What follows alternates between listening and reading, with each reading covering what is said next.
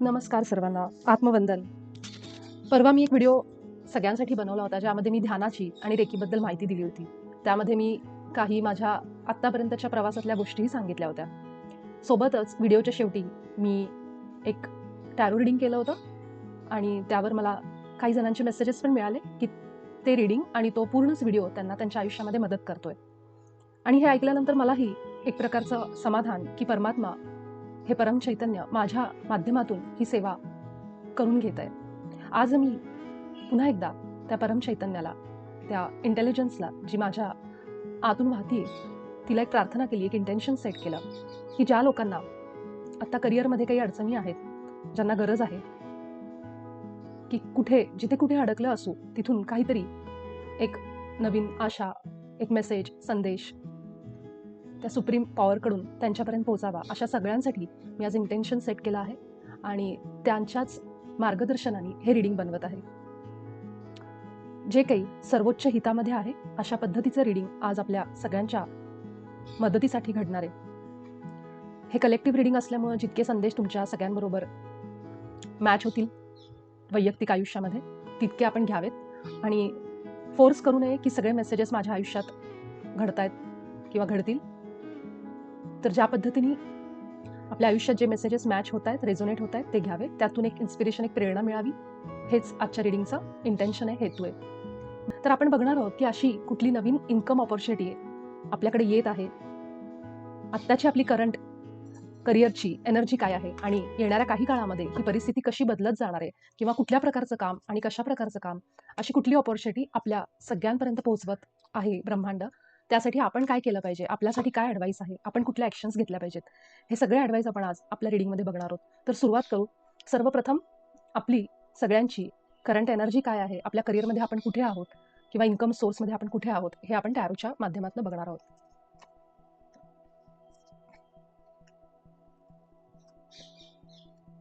Okay, तर मी इथे 4 cards काढलेले आहेत. मला असं दिसतंय की कुठंतरी जी काही इन्कम ऑपॉर्च्युनिटी आपल्याला समोर दिसतीये, पण विचारांमध्ये क्लॅरिटी तितकी नाहीये. काही गोष्टी क्लिअर होत नाहीयेत.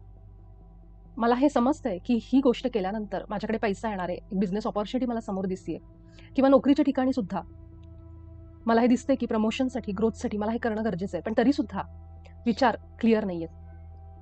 कुठंतरी एक मनामध्ये शंका असल्यामुळं किंवा आपल्या विचारांवरच आपला विश्वास नसल्यामुळं परिस्थिती अशी आलेली आहे. म्हणजेच काय, तर कुठेतरी एक सरेंडर अवस्थेमध्ये, म्हणजेच काय की समोर दिसतंय आपल्याला, ग्रोथ दिसतीये, विचार पण त्या दृष्टीने आपण थोडेसे आपले विचार येत आहेत मनात, पण तरीसुद्धा कुठंतरी ही अवस्था आता आहे, म्हणजेच की शस्त्र खाली ठेवून टाकलीत, कुठंतरी अजूनही विचार अवस्थेमध्येच आहे, कुठंतरी प्रे करण्यामध्येच की हे सगळं होईल का किंवा होऊ दे, यासाठी अजूनही ॲक्शन घेतली जात नाहीये. आणि एक एक नवीन ऑपॉर्च्युनिटी दिसतीये समोर, तरीसुद्धा ॲक्शन घेतली जात नाहीये. तरीसुद्धा अजूनही अवस्था हीच आहे की काहीतरी होईल, कुणीतरी काहीतरी करेल आणि मला कुणीतरी मदतीला येईल आणि मला ह्या माझ्या अवस्थेमधून, जिथं मला पैसा कमवायचा आहे किंवा ग्रोथ हवी किंवा बिझनेस माझा पुढं घेऊन जायचा आहे, त्यासाठी मला कुणीतरी येऊन मदत करेल. ह्या अवस्थेमध्ये आत्ता जे कोणी बघतायत, जे कोणी कलेक्टिव्ह इथं आलेत, साधारण त्या अवस्थेमध्ये आहेत. खरं तर पोटेन्शियल आहे, इन्फिनिट पोटेन्शियल आहे. कारण हे जे कार्ड आहे ते फुलचं कार्ड आहे. म्हणजेच काय, की तुमच्याकडे भरपूर अपॉर्च्युनिटी, तुम्ही जे काही हातात काम घ्याल ते पूर्णत्वाला न्याल, इतकं खरं तर तुमच्याकडे एक शक्ती आहे, सामर्थ्य आहे. आणि कुणीतरी असं घरातलं कदाचित असे व्यक्ती असू शकतात, की तुमच्याकडे ज्या अपॉर्च्युनिटीज येत आहेत किंवा नवीन असं काहीतरी सुरुवात करण्यासाठी विचार तुमच्या मनात येतोय, त्याला थोडंसं घरातून इतका सपोर्ट पण नसेल. त्यामुळे सुद्धा हे काम अडलं असू शकतं, की घरातल्यांचा थोडासा सपोर्ट मिळत नाहीये, त्यांचा विश्वास नाहीये, की आपण असं काही नवीन करू शकता. आणि त्यामुळे कुठेतरी एक अवस्था अशी आली, की सध्या तरी सगळं थांबलंय, जिथल्या तिथंच आहे. म्हणजे एक शरण अवस्था किंवा नुसतंच प्रार्थना करणं किंवा सगळं ब्रह्मांडावर, ह्या सृष्टीवर सोडणं, की आता जे होईल ते होईल, अशा अवस्थेमध्ये साधारणतः मला ही एनर्जी दिसतीये. तर ही आपली करंट एनर्जी. आपण बघू की येणाऱ्या काळामध्ये काय नवीन इन्कम किंवा काय अपॉर्च्युनिटी आपल्याकडे येतेय आणि ती मिळवण्यासाठी आपण काय केलं पाहिजे. तर नवीन कुठली अपॉर्च्युनिटी आपल्यापर्यंत पोहोचते हे आपण बघू.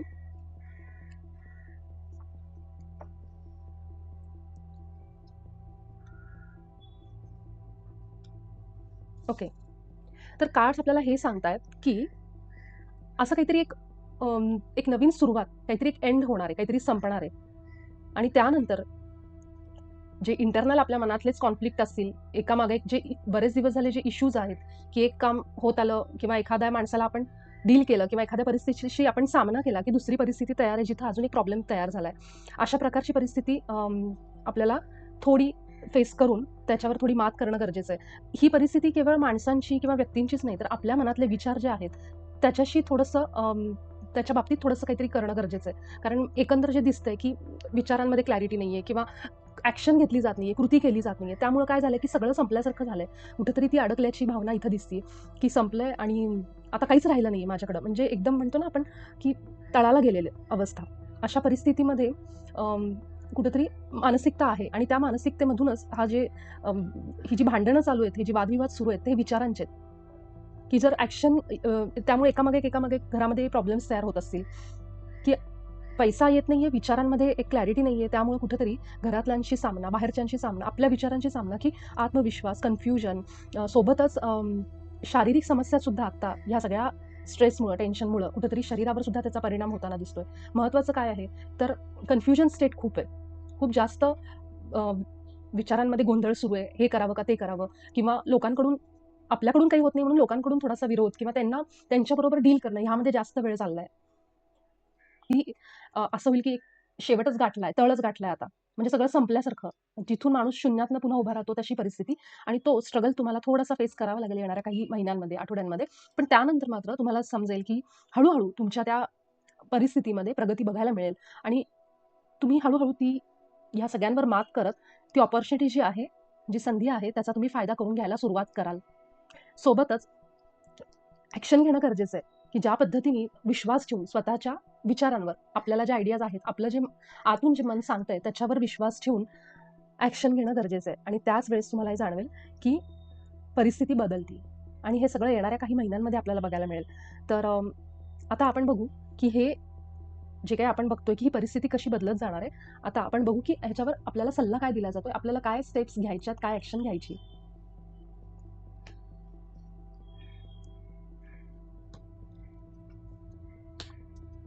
ओके.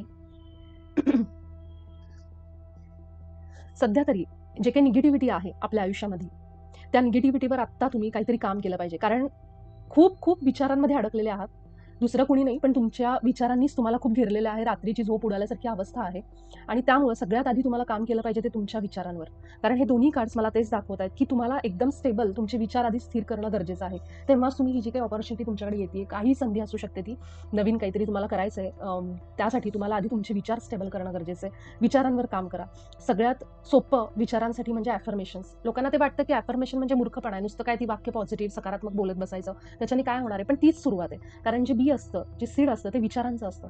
आपण एकदा विचार बदलायला सुरुवात केले आणि विचार बदलण्यासाठी महत्त्वाचं आहे ते शब्द बदलणं. आणि जसे आपण शब्द बदलू, रोज ती वाक्य म्हणायला लागू, थोडासा एक विचारांमध्ये बदल आणायला लागू, तेव्हा आपल्याला कळेल, की आपण ह्या परिस्थितीतून थोडे इकडे जायला लागू, की जिथं आपले विचार थोडे स्थिर होतील, क्लॅरिटी यायला लागेल आपल्याला. सोबतच नुसते विचार आपले असून उपयोगाचे नाही आहेत. आपल्याकडे अनेक आयडियाज आहेत, कल्पना आहेत.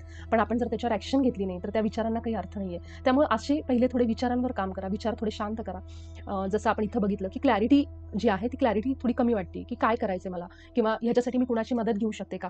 तर ह्या पद्धतीने स्वतःच्या पॉवरमध्ये येऊन अशा एखाद्या व्यक्तीची मदत घेतली तरी चालेल, की जी व्यक्ती आपल्याला आपल्या करिअरमध्ये थोडी मदत करेल आणि जी थोडी त्या क्षेत्रामधली एक एक्सपर्ट आहे.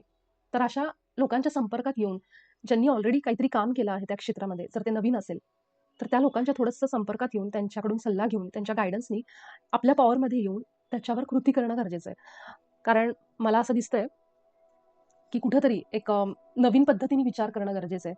एक रिबर्थची एनर्जी मला दिसते आणि हे मेजर कार्ड आहे, की जे आयुष्यामध्ये मोठा बदल घडवून आणू शकतं. जर आपण आधी विचारांवर काम केलं, मग त्याप्रमाणे आपली ॲक्शन घेतली आणि त्याप्रमाणे आपल्याला एक एक रिबर्थ म्हणतो ना, ट्रान्झिशन, एक नवीन कुठल्यातरी एका सायकलमध्ये, नवीन कुठल्यातरी आयुष्यामध्ये जाण्यासाठी आधी ह्या सगळ्या गोष्टींचा आपण विचारांवर काम करत, आपली ॲक्शन घेत आणि त्याप्रमाणे आपण एक नवीन आयुष्याकडं जाऊ शकतो. तर हे जे आपल्याला दाखवलं गेलंय, तर सगळे मला जास्त करून विचारांचे कार्ड्स जास्त दिसतात, की इथं जे कलेक्टिव्ह आज आलेला आहे, त्या लोकांमध्ये खूप जास्त निगेटिव्ह थिंकिंग, ओव्हर थिंकिंग किंवा क्लॅरिटी नसणे, कन्फ्युजन स्टेट ह्या स्टेटमध्ये अडकल्यामुळं त्यांना कृती करता येत नाहीये, डायरेक्शन मिळत नाहीये. खरं तर त्यांच्याकडे सामर्थ्य भरपूर आहे तसं बघायला गेलं तर, की कुठल्याही क्षेत्रामध्ये ही लोकं चमकू शकतात. आपण आता बघू की ही जी नवीन येणारी अपॉर्च्युनिटी आहे ती कुठल्या प्रकारची आहे, काय पद्धतीची अपॉर्च्युनिटी तुमच्याकडे येते हे आपण बघू.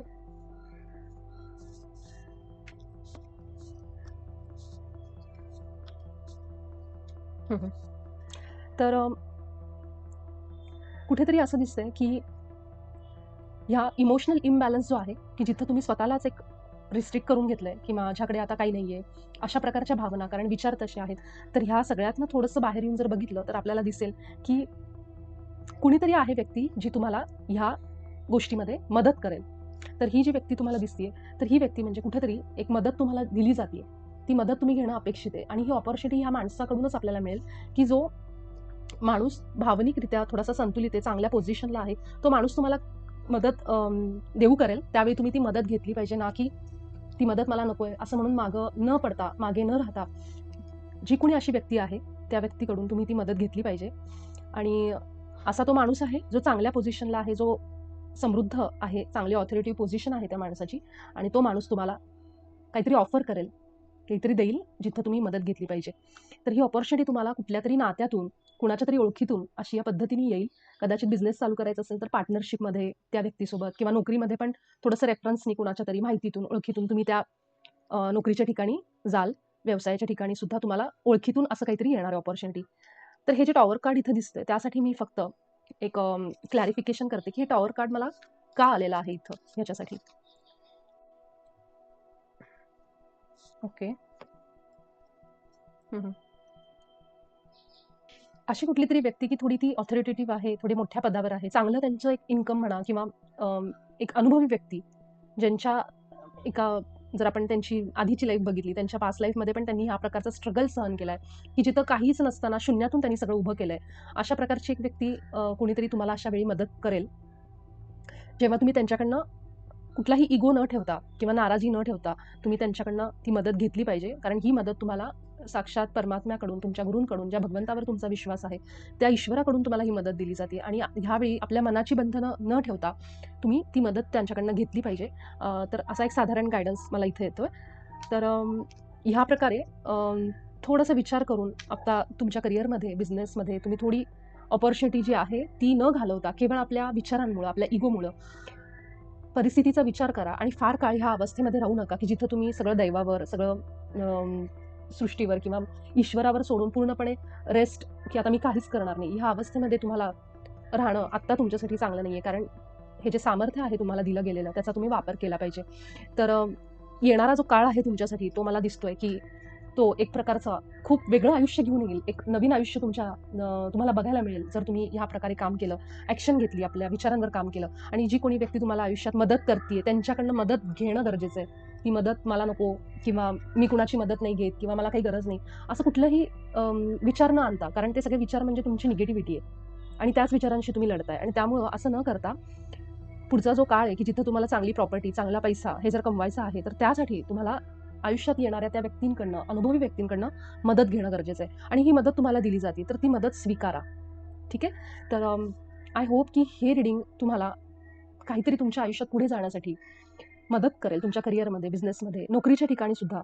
तर जरूर ह्याचा विचार करा. आणि सोबतच आपण सगळेजण एक एंजल मेसेज आपण इथं बघू. जे एंजल म्हणजे आपले गुरु असतात, आपले पूर्वज असतात. सोबतच अशा काही परमात्मा आणि त्याच्या दिव्य शक्ती, ह्यांपैकी कुठलीही शक्ती आपल्याला या रूपामध्ये मदत करते, तर त्याला आपण एंजल, देवदूत असं म्हणतो. तर आपण बघू की एंजल आपल्याला आजच्या ह्या रीडिंगमध्ये काय मेसेज देत आहेत. फेथ. बघा, जे आपलं रीडिंग झालं आणि जे कार्ड आहे ते किती एकसारखं कार्ड आणि किती सिंक्रोनस नेहमीप्रमाणे हे रीडिंग आलेलं आहे. तर इतकं सुंदर हे कार्ड आहे की faith is such a powerful quality that it moves mountain. Angel wisdom reminds you however not to have blind faith in people or situations. Use common sense and discernment and never give your power to another. Instead, put your faith in yourself and the higher powers. Pray with integrity from your still, wise center and know that your request will be granted. Act as if it has already manifested. That is faith. Your angel guidance is to increase your faith in the infinite. आणि याच्यासाठी affirmation आहे, I have faith in the support of the universe. See, ह्या पूर्ण रीडिंगमध्ये जर आपण बघितलं तर तुम्हाला हेच सांगितलं जाते की फेथ ठेवा, विश्वास ठेवा, की जे तुम्ही विचार करत आहात निगेटिव्ह, ते इतके करायची गरज नाहीये. परिस्थिती बदलणार आहे. आणि तुम्हाला हे समजेल की हे जे कार्ड आहे 10 ऑफ सॉर्ट्स, हे कंप्लीशन एंडिंगचं कार्ड आहे. आणि जेव्हा तुम्ही त्या विचारांचा अंत कराल, तेव्हा तुम्हाला समजेल की विश्वास ठेवल्यानंतर किती चमत्कार घडतात. आणि इथं तेच सांगितलं की तुम्ही जो विश्वास ठेवत आहात तो तुम्ही स्वतःवर ठेवा, त्या परमात्म्यावर ठेवा आणि असे वागा की जसं काही ती इच्छा तुमची ऑलरेडी मॅनिफेस्ट झालेली आहे. म्हणजे ऑलरेडी तुम्हाला जॉब मिळालेला आहे, एक बिझनेस तुमचा पुढे चाललेला आहे, त्याच्यामधून प्रगती तुम्हाला जेवढी अपेक्षित आहे, जेवढं तुमचं टार्गेट आहे की महिन्याला मला एवढे कमवायचे आहेत, ते ऑलरेडी तुम्ही कमवायला लागले आहात. अशा पद्धतीने तुम्ही त्या भावनेत राहा, त्या आनंदात राहा, परिस्थिती बदलेल. आणि आपल्याला हे सांगितलं की फेथ, किती सुंदर मेसेज आला की faith is such a powerful quality that it moves mountain. तर पर्वत हलवणारी अशी एक क्वालिटी आहे की पर्वत मोठे मोठे हलतात.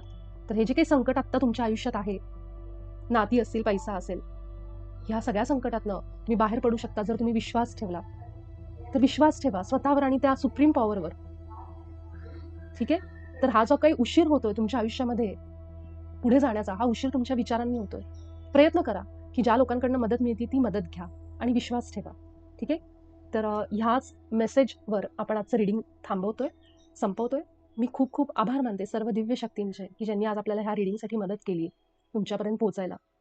आणि तुम्हाला हे रीडिंग कसं वाटलं, ह्यातून तुम्हाला काही एक प्रेरणा मिळाली का, ह्याबद्दल तुमची कमेंट मला नक्की द्या.